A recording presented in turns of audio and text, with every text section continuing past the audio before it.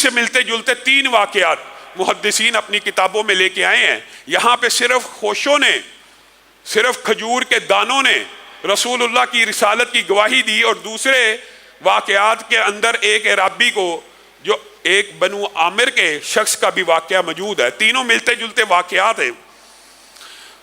ایک بدو اور آیا، رسول اللہ صلی اللہ علیہ وسلم نے کہا خیر کی بات چاہتا ہے؟ کہا جی ہاں بتائیے۔ کہا مجھ پہ ایمان لے کے آ کہ میں اللہ کا رسول ہوں۔ کہا آپ کا گواہ کون ہے؟ کہا یہ کھجور کا درخت اگر گواہی دے مان جائے گا؟ کہا مان جاؤں گا۔ درخت کو بلایا، درخت نے آ کے کلمہ پڑھا، اشہد ان لا الہ الا اللہ واشہد انک محمدا عبدہ ورسولہ۔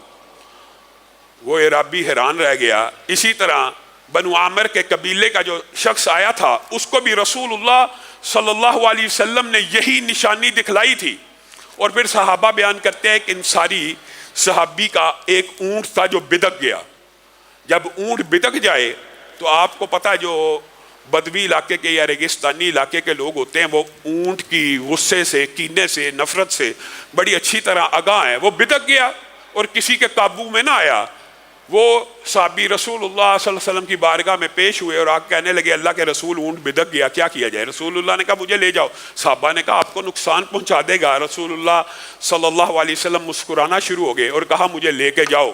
رسول اللہ صلی اللہ علیہ وسلم اس اونٹ کے پاس گئے، اس کے کان میں کچھ بات کہی، وہ اونٹ تابع دار بھی ہوا، مطیع بھی ہوا، فرما بردار بھی ہوا۔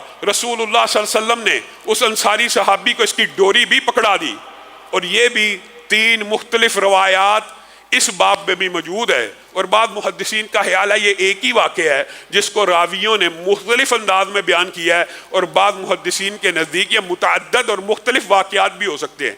اسی سے ملتا جلتا ایک واقعہ، رسول اللہ صلی اللہ علیہ وسلم کی بارگاہ میں ایک صحابی نے جب اونٹ کی شکایت کی، رسول اللہ صلی اللہ علیہ وسلم نے اس سے بات کی تو اس نے کہا میں جب جوان تھا اور تندرست تھا اس کا مال ڈھوتا رہا، اس کی خدمت کرتا رہا، اس کے لیے محنت مزدوری کرتا رہا۔ اب میں بوڑھا ہو گیا ہوں، میرے سے اتنا کام نہیں ہوتا، اور جب میرے سے اتنا کام نہیں ہوتا تو یہ چاہتا کہ مجھے ذبح کر دے۔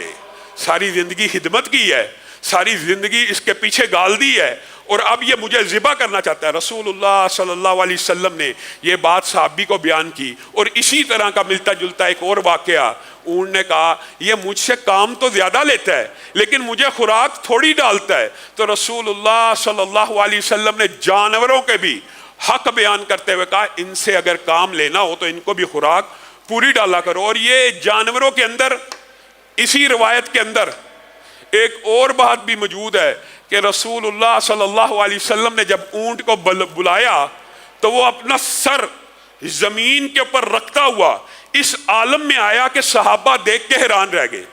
اے اللہ کے رسول یہ اونٹ آپ کو سجدہ کرتا ہے، اے اللہ کے رسول یہ درخت آپ کو سجدے کرتے ہیں، یہ درخت اور اونٹ آپ کی آواز پہ لبیک کہتے ہوئے دوڑتے ہوئے آتے ہیں۔ اے اللہ کے رسول ہمیں بھی اجازت دیجئے، ہم بھی آپ کو سجدہ کرنا چاہتے ہیں۔ اگر جانور آپ کو سجدہ کرتے ہیں، درخت آپ کی آوازوں پہ لبیک کہتے ہوئے دوڑتے ہوئے آتے ہیں، پتھر آپ کو سلام کرتے ہیں، تو ہمیں بھی اجازت ہونی چاہیے کہ ہم بھی آپ کو سجدے کریں۔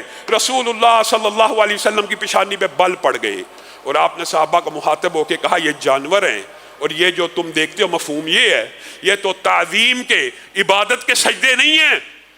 اور اگر میں اپنی امت کے اندر کسی کو سجدہ کرنے کی اجازت دیتا تو میں محمد صلی اللہ علیہ وسلم اپنے آپ کو سجدہ کرنے کی اجازت نہ دیتا، بلکہ میں ان خامدوں کو سجدہ کرنے کی اجازت دیتا جو اپنی بیویوں کو حلال، مفہوم یہ ہے حلال طریقے سے کما کر ان کے منہ کے اندر لقموں کو ڈالتے ہیں، ان کو پہناتے ہیں، ان کو کھلاتے ہیں، وہ کھلاتے ہیں جو خود کھاتے ہیں، وہ پہناتے ہیں، بلکہ اپنی جیب کے اوپر ضرب لگاتے ہوئے اپنے اہل خانہ کو اپنے سے بھی بہتر رکھتے ہیں۔ خود تو دھوپ میں، خود تو مشقت اور محنت کے اندر پستے رہتے ہیں، لیکن اپنے گھر والوں کو کسی چیز کی، کسی شے کی کمی نہیں آنے دیتے۔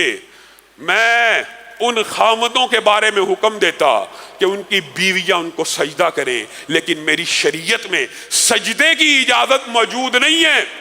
میرے بھائیو اس حدیث کے اندر، یہ صحیح حدیث ہے، کتنے ابواب ہیں، کتنی باتیں ہیں، کتنی حکمتیں ہیں، کتنی دنائی کی باتیں ہیں جو پوشیدہ ہیں، لیکن ہم یہ بات تو سنی ہے، متعدد مرتبہ سنی ہے. اور اسی حدیث کے آگے رسول اللہ صلی اللہ علیہ وسلم نے یہ بھی کہا تھا، اگر خامدوں کے جسموں کے اوپر زخم ہو جس کے اوپر پیپ پڑ جائے اور عورت ان کو مرہم رکھے، کس کے ساتھ؟ اپنے لعاب اور زبان کے ساتھ، تو بھی خامد کا حق ادا نہیں ہو سکتا. آج عورتیں سرکش ہیں، آج عورتیں حسب و نسب کے معاملے میں تانے دینے والی ہیں کہ ہم اپنے آباء و اجداد کے گھروں میں بڑے اطمینان سے اور سکون سے رہتی ہیں. یہ بات درست ہے. اور خامد ساری زندگی بھی ان کے لیے کما کر لاتا رہے، کوئی بات تلخ لگ جائے تو ان کے منہ سے یہی جملہ نکل جاتا ہے کہ ہم نے اس میں کوئی خیر نہیں دیکھی. میرے بھائیوں، عورت کے لیے آپ لوگوں کو عورت کے حقوق بھی پتہ ہونے چاہیے، لیکن آج میں اپنی بہنوں سے یہ بات بھی کہنا چاہتا ہوں کہ عورت کے لیے جنت میں داخلہ صرف ایک شرط کے ساتھ ہے. دیکھیے حقیقت بات بھی، بغیر کسی تعصب کے عورتیں بھی عقلی اور منطقی طور پہ اس بات کے اوپر غور کریں کہ عورتوں کا جنت میں جانا آسان ہے کہ مردوں کا جنت میں جانا آسان ہے. جنت میں جانا عورتوں کا آسان ہے، لیکن جہنم میں تعداد عورتوں کی زیادہ ہوگی. آسان عورتوں کے لیے کہ جنت میں چلی جائیں. کس طرح؟ مرد کی طرح 5 وقت کی نماز مسجد میں فرض نہیں ہے، گھر کے اندر فرض ہے، آسان ہے پڑھنا. روزے بیماری کے ایام میں چھوڑ کر پورے کر کر کسی بھی وقت رکھ کر وہ 30 کی گنتی پوری کرنی ہے. اور ان 2 کاموں کے بعد صرف اپنی عزت کی حفاظت کرنی ہے اور شوہر کی اطاعت اور فرما برداری کرنی ہے فی المعروف. معروف میں نہ کمانے کی ذمہ داری، نہ کاروبار کی ذمہ داری، نہ معاشرے کے اندر. اکثر لوگ کل قیامت کے دن مردوں میں سے کن ابواب میں پکڑے جائیں گے؟ سب سے سخت آنکڑا پل صراط کے اوپر کون سا ہے؟ خیانت کا. خیانت کا آنکڑا سب سے سخت ہوگا کہ بڑے بڑے حاجی، نمازی، ولی اللہ خیانت کے باب میں پکڑے جائیں گے، حرام کمائی میں پکڑے جائیں گے، سود میں پکڑے جائیں گے، لین دین میں پکڑے جائیں گے، کسی کا مال تلف کرنے میں پکڑے جائیں گے، کسی کی زمین پہ قبضہ کرنے میں پکڑے جائیں گے، کسی کو گالی گلوچ کرنے میں پکڑے جائیں گے، کسی کے ساتھ تلخی تھپڑ مارنے میں پکڑے جائیں گے. عورتوں کے لیے یہ ابواب ہیں؟ ایمانداری سے بتائیے. نہیں. رسول اللہ صلی اللہ علیہ وسلم نے فرمایا صرف یہ کام کر لے اور اس کے بعد خاوند کی اطاعت اور فرما برداری فی المعروف، نیکی کے کام میں جو حکم دے غیر اسلامی اس میں اطاعت نہیں ہے، لیکن جو اسلامی دے اس میں اطاعت ہے. حتیٰ کہ رسول اللہ صلی اللہ علیہ وسلم نے کیا کہا تھا؟ اگر عورت کو صحیح معنوں میں غیر اسلامی حکم کے بغیر خاوند یہ بھی کہے اس پہاڑ کو اس جگہ سے اٹھا کے اس جگہ رکھ دے، تو عورت کے اوپر واجب ہے کہ اس کو رکھ دے. عورت کے اوپر واجب ہے. اور پھر اس کا فائدہ کیا ہے؟ اس کا فائدہ اتنا عظیم ہے، حدیث میں آتا ہے یہ عورت صرف یہ 3 کام کرنے کے بعد خاوند کی اطاعت کرتی ہو تو کل قیامت کے دن جب جنت کے دروازوں پہ پہنچے گی تو 8 کے 8 دروازے اس عورت کو پکارے ہوں گے کہ اے مومنہ مجھ میں سے داخل ہو جا، اے مومنہ مجھ میں سے داخل ہو جا. لیکن ہماری عورتیں تلخ رویے کا شکار ہیں، سرکش ہو چکی ہیں. کس وجہ سے؟ اس کے اندر بھی معاشرے کے اندر جو پھیلی ہوئی افراط و تفریط ہے، فیمنزم کے نعرے ہیں، عورت کے حقوق کے جھنڈے ہیں، عورت کو بے پردہ کرنے کی سازشیں ہیں، عورت کو بے حیا کرنے کی تحریکیں ہیں، عورت مارچ کے دل فریب نعرے ہیں.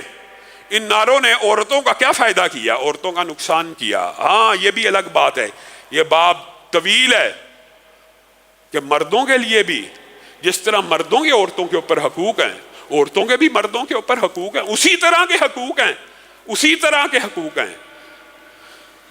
لیکن بات بالعموم منبر و محراب سے عورتوں کے حقوق کی تو بہت کی جاتی ہے، مردوں کے حق بیان نہیں کیے جاتے، جس کی وجہ سے معاشرہ افراط و تفرید کا شکار ہے. تو رسول اللہ صلی اللہ علیہ وسلم نے ایک تو ضرب لگائی خاوند کے حق کے اوپر، مرد کے حق کے اوپر عورتوں کو، تاکہ بات سمجھ آ جائے. اور دوسری ضرب کس چیز کے اوپر لگائی؟ شرک کے اوپر، عقیدہ توحید سمجھانے کے لیے کہ کیا بات کرتے ہو. اگر کائنات کے اندر سب سے افضل ہستی ہمارا یہ عقیدہ اور ایمان ہے کہ نہیں عبادت خدا بزرگ توئی قصہ مختصر، اللہ خالق ہیں اور باقی ہر چیز مخلوق ہے، اور مخلوق کے اندر سب سے افضل کون ہے؟ حضرت محمد الرسول اللہ صلی اللہ علیہ وسلم۔ میرے بھائیوں کتنی عام فہم بات ہے، صرف ایک بات سمجھ آ جائے عقیدہ بھی ٹھیک ہو جائے۔ ایک حدیث کے اندر اتنے ابواب ہیں کیونکہ رسول اللہ کو جامع کلمات دیے گئے، رسول اللہ جو بات کرتے ہیں ان میں سے بے شمار باتیں نکلتی ہیں۔ یہاں پہ رسول اللہ نے کتنی مختصر بات کی ہے اور کتنا گہرا معنی پوشیدہ ہے کہ میں محمد صلی اللہ علیہ وسلم اپنے آپ کو بھی سجدے کی اجازت نہیں دیتا۔ میرے بھائیوں اگر کائنات میں مخلوقات کے سردار کو سجدے کی اجازت نہیں ہے تو پھر کسی شجر اور حجر کو، قبر کو، مزار کو اس کے اوپر سجدہ کرنے کی اجازت ہو سکتی ہے؟